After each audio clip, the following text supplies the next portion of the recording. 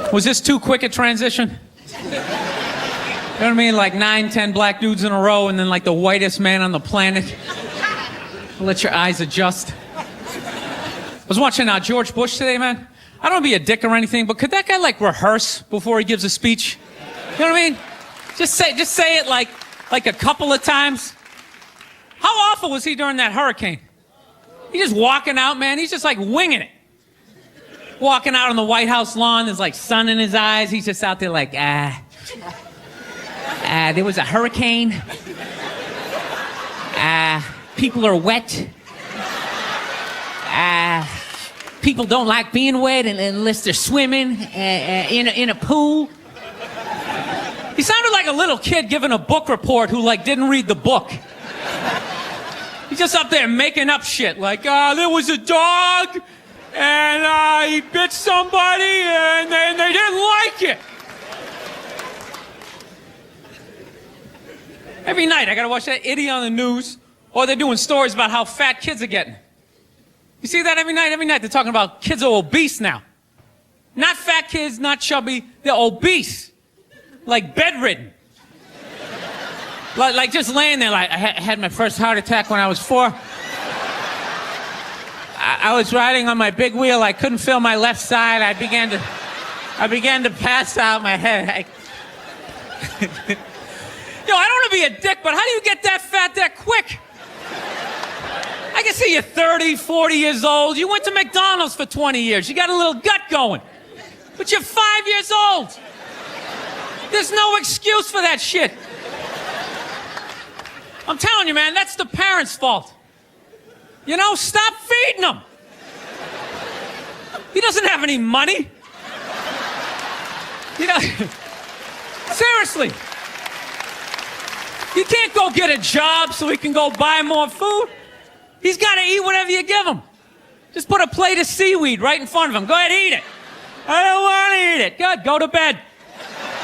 Those are your options. I own you until you're 18. Do some jumping jacks. No, but these parents are ridiculous. They act like they have no control. They're like, well, I don't know what to do. I mean, I tried to make him eat a salad, but he didn't want to eat it. He was like, no, I want a cupcake. I said, you can't have it. But then he sat on my chest, and I couldn't breathe, and I just wanted to get up after a while. People, you need tough love at that moment. If your kid is obese and he's still asking for cake, you got to be like, no, you little shit. You're eating carrots and celery until I can pick you up again. This is ridiculous. You got a goddamn hernia on your birthday.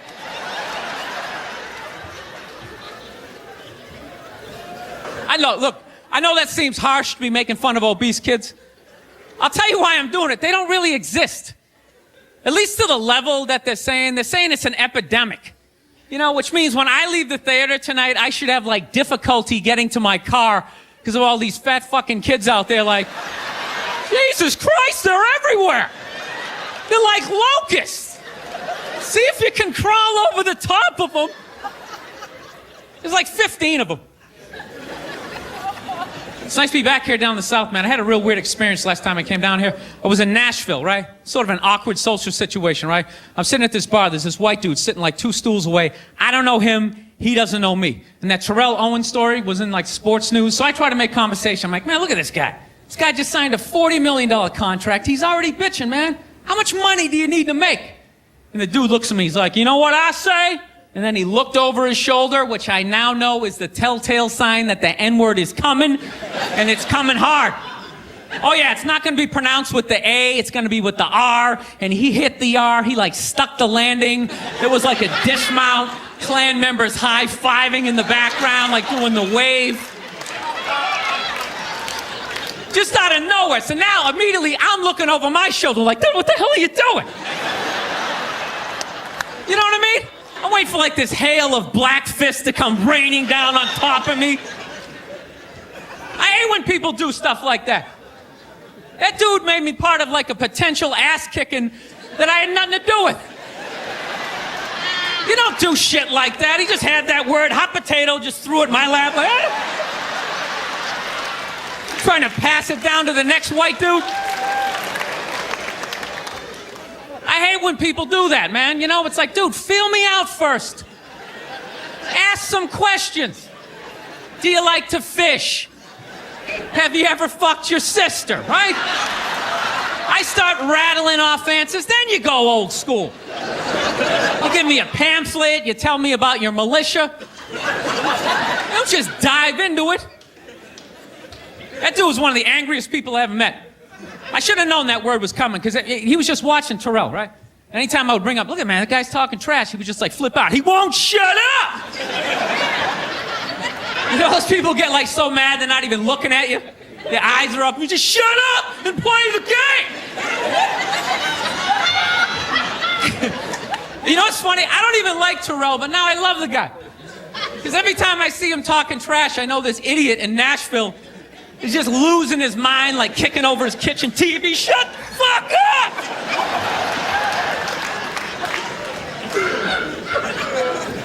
I like violence, man. I am. Not like when it happens to me or if I see it live. I like watching it on TV, you know?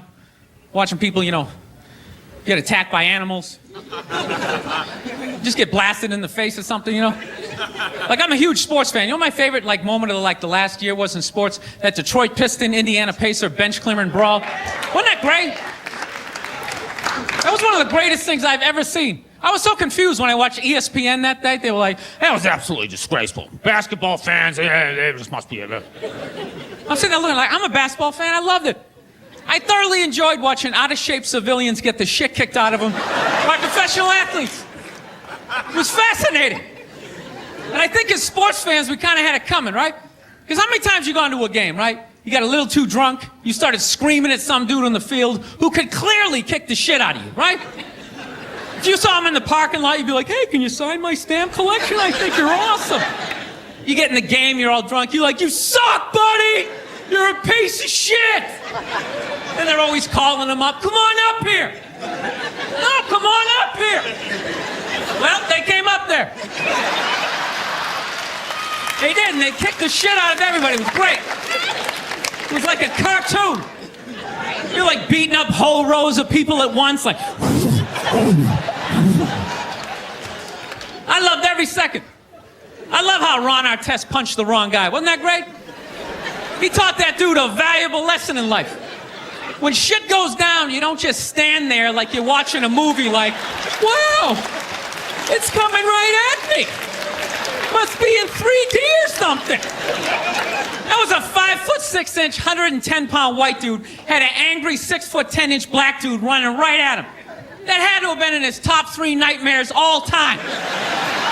Right behind getting his dick cut off and being lit on fire. And he just stood there. He's like trying to explain himself. Well, I still have the liquid in my cup, so there's no way I could have... He's an idiot. Everybody's evil. We all got our stuff, you know what I mean? He got a hooker. Hey, who hasn't? Seriously, let me tell you something right now. Every guy basically has 3 stories, okay? He's got a hooker story, he's got a going to jail story, and he's got a getting his ass kicked story. Right, am I right? Seriously. And once you have those 3 stories, then you can get married.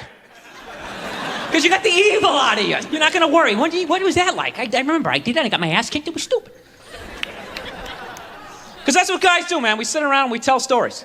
A good story is always you doing something wrong. You know? That's why nice people are so damn boring.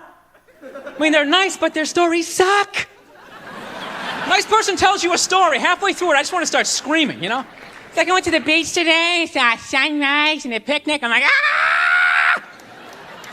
Where are the hookers? Where's the drugs? Those are 2 key elements for a story.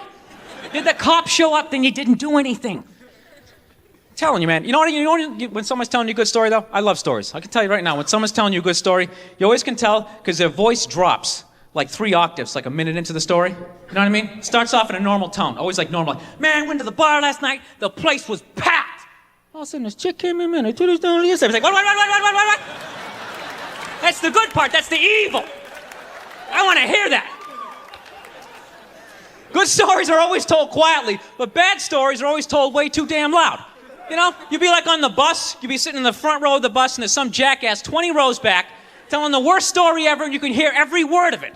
Oh my God, we were watching TV last night. It was unbelievable. All of a sudden he'd shut off. We were like, wow, that never happened before. Then we realized the cat knocked the plug out of the outlet. Shut up!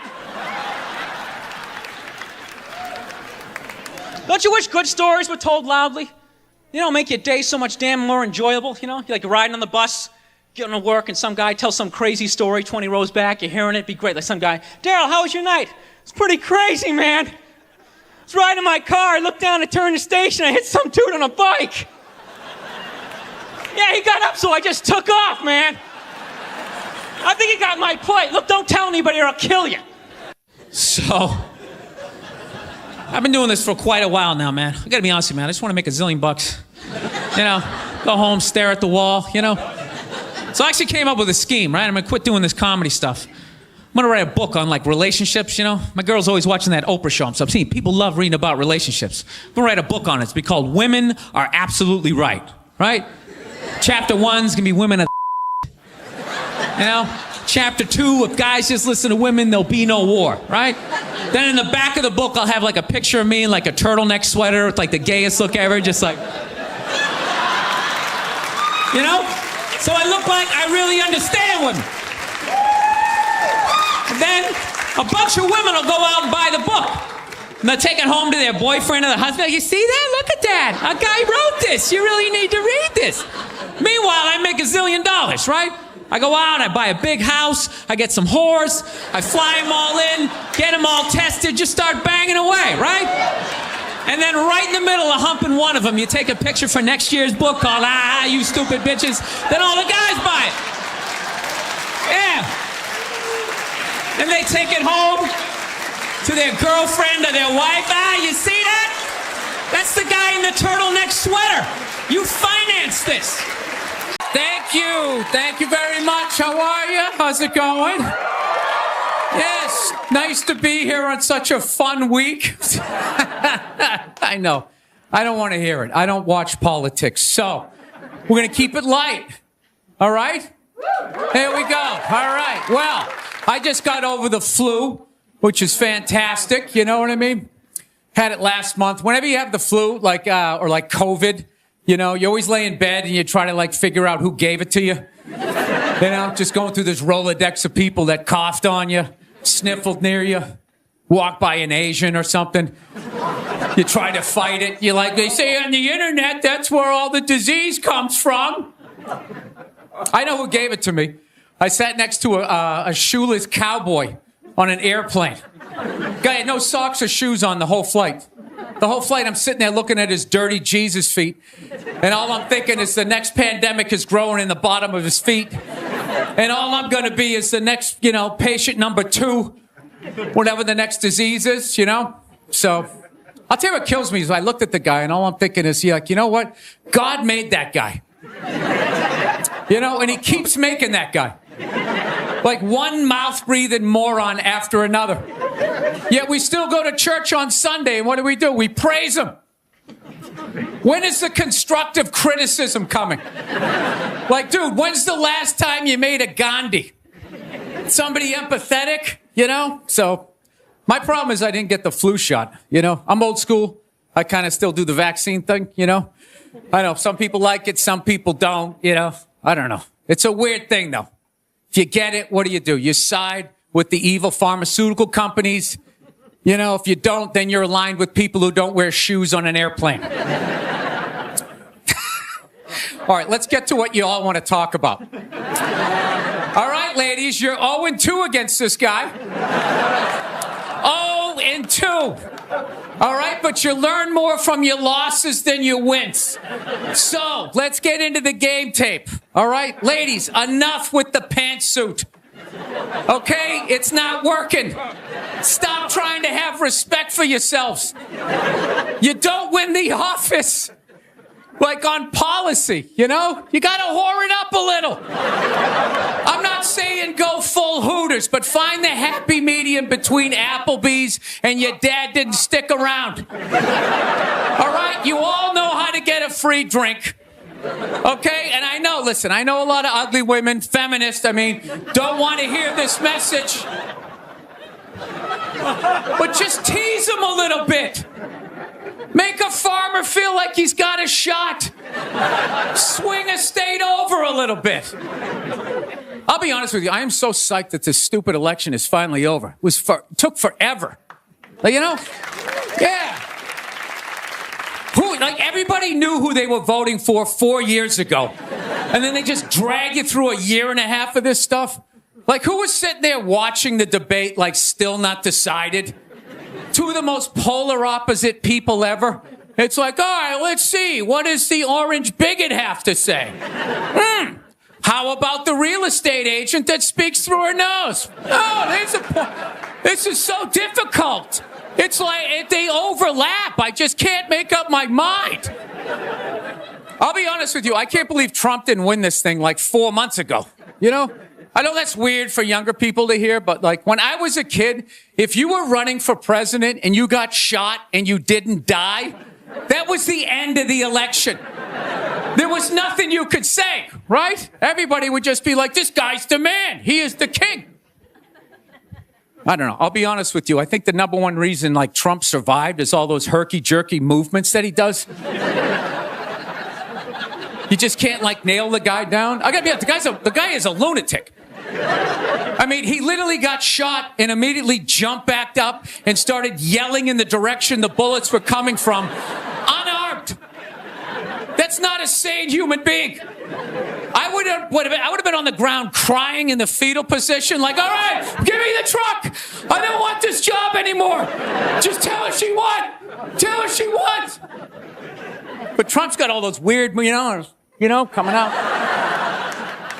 I think the guy couldn't get like a bead on him, And like right as he pulled the trigger, like Trump was just like, and Sleepy Joe, and the bullet went by his head. My favorite part of the campaign, though, was when Trump went to McDonald's. Wasn't that amazing? That's the only time I've ever seen that guy truly happy. Like he was glowing. When he got behind the counter, it was like he was behind stage at like Springsteen or something. He's like, oh my God, this is like where they make the French fries. And he was sticking a couple of extra in one. He goes, hey, whoever gets this one's going to be excited. It's like, oh my God, was that empathy of the people, Donald? It's like when the Grinch came down the hill, bringing the toys back, and his heart got a little bigger. All right, we'll end on something nice here. I fell asleep the other night. You ever fall asleep like watching TV? You like leave it on, and you wake up at 3 a.m, and whatever you're watching makes you feel like you're still dreaming. Yeah, I woke up at 3 a.m. I swear to God, Shaquille O'Neal was selling me printer ink. Standing there 7 feet tall. Hi, I'm Shaquille O'Neal. Are you paying too much money for your printer ink? Every day, people come up to me and they say, I'm paying too much money for my printer. He's holding a printer. It's like the size of a cell phone. People come up to me. I'm paying too much money. And I'm like, well, I have the solution. Dude, is there no end to that guy's credibility? I thought when he was selling Buicks, that was the end of it. It's laying in that little car, the mid-sized Buick Century. This is the most comfortable car I have ever been in. He's got one foot out one window, the other foot out the other. If I was regular size, this is the car I would buy. It blows my mind. Doesn't he even have like $1 billion at this point? It's like, why are you still working? Take a weekend off, you 9-foot whore. Give somebody else a chance. All right, that's it. We got a great show. Stick around. McGee will be here. We'll see you in a minute. Thank you. Watching the History Channel today, right?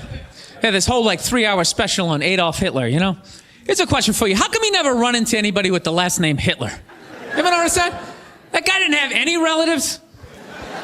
He didn't have like a cousin, like Ed.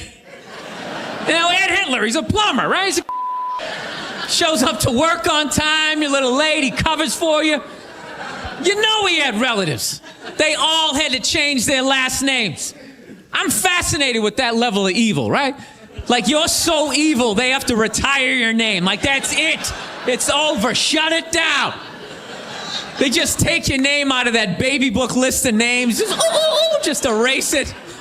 Think about it. For the rest of the time, no one's going to have a beautiful baby and be like, you want to call him Adolf? Is everybody cool with that? Can you imagine? Oh, thank you. Can you imagine being that much of a though?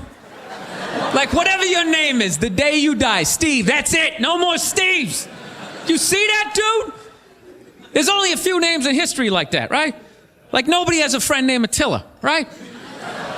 Anybody hanging out with their buddy Judas tonight? You're not. And that's a cool name. You set up one Messiah to die, that's it, it's over. They're having like the retirement ceremony. They're bringing your jersey up to the rafters. You're standing baseline with a bunch of other psychos getting high fives and stuff. It's a weird grading system though, you know what I mean? Because look at a guy like Jeffrey Dahmer, man. That guy murdered and ate over like 30 people. People are still calling their babies Jeffrey. He must have been pissed. It's like, dude, how many people do I gotta eat to get a little damn respect around here? Anybody can kill him, I'm eating him. Ooh, you stabbed him. Fire up the grill. Taking this to a whole nother level. Thank you. How are you? Nice to be here. I'm an easily frustrated individual. Like recently, I went to go buy some t-shirts, right? All I wanted was like one solid color. You know, it took me 20 minutes just to find a t-shirt that was just like one solid color, you know? Because nowadays, all the t-shirts, they have to have like those stupid like balls to the wall sports slogans across them. You know what I mean? They say like above the rim, or like life short, play hard. There's like some 60-pound dork standing there wearing the shirt going, yeah. Yeah, I'm crazy, I got no fear. Ugh. I think they should have the real slogans across these t-shirts like no girlfriend. You know? Living at home with parents. 83 escort, yeah! Living large. Making $4.10 an hour, who's the man? They're losers. These are the same people. They go out and they buy like those Air Jordans and the Shaq shoe, thinking it's gonna make them like a better hoop player, you know? Spend like $150. I got the Shaq shoe. I'm gonna be awesome, man. Like kicking the ball. It's like, no, dude, you suck and now you're poor. Right?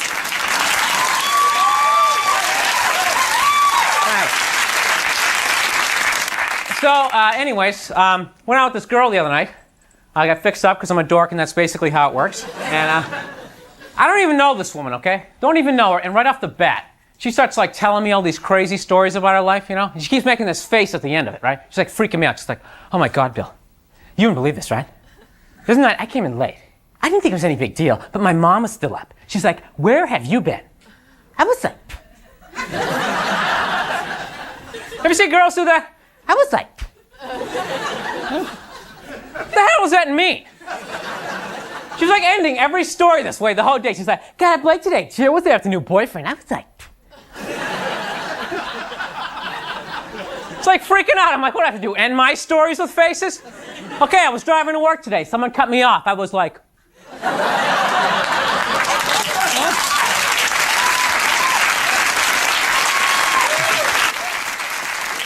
it's ridiculous. The whole day she's like, I'm going, everybody's looking at us like, finally just like brought her home like an hour earlier and her dad was like, way to go, son. So anyways, I'm driving home from the state and I'm alone, right? I'm looking around my car, okay? I'm looking around, I got 4 doors, I got 4 seats, I got all this space, you know? You know what I realized? I don't need it. You know what I mean? I live alone. I don't need a 4-door car. I need like a 1 passenger, like 1 door, 1 little wiper, one little spray thing, you know? Just make the rest a trunk. You know what I mean? But you know what stinks when you only need 1? Is everything comes in 4s. You know, like the other day I went to buy some dishes. What do I get? What do I get? I get 4 plates. I get 4 forks, 4 spoons, 4 knives, 4 glasses. Buy a table, I get 4 chairs. You know, all it is a constant reminder that I'm alone and I'm a loser. You know? It's like, wow, look at all the chairs. How come they're all empty? Oh yeah, I'm alone. All right. Tell you know what the worst are? Are the cookbooks. Cookbooks are the worst because it's always cooking for 4. You know what I mean? It's always like, and I flunked math. So I can't divide a third of a cup by 4, so I gotta cook the whole stupid thing. Got all this spaghetti. Look at all the spaghetti! Why is there so much food? Oh yeah, I'm alone! I'm a loser. They should have like a loser cookbook. Cooking for one, alone, and dealing with it. Recipes be like, take 3 peas and 1 carrot, put it in the microwave, and cry!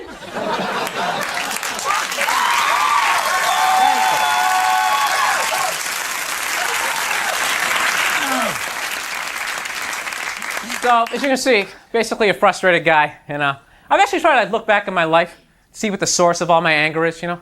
Can't afford therapy, so I was like, all right, to hell with it. I'll analyze myself, it's cheaper. What the hell? So I've narrowed this down. Basically, when I was a kid, I used to have like bright orange hair. It wasn't like this reddish-brown crap that you see. It was like bright orange, right? And it was like the 70s, so I had this big afro. So I'm walking around like a total loser, but I'm 3 years old, I just got here, I don't know I'm a loser, right? I'm thinking I'm looking cool, like, all right. So one day I put on the Brady Bunch. Remember that episode where Bobby washed Greg's hair? With that really cheesy shampoo? His hair like turns all orange. And he like freaks out, like looks right at the camera. He's like, graduation's tomorrow, and I have orange hair. I'm like 3 years old, going, what the hell's wrong with that? My name's Billy Burr. You guys have a lot of fun. Thanks a lot.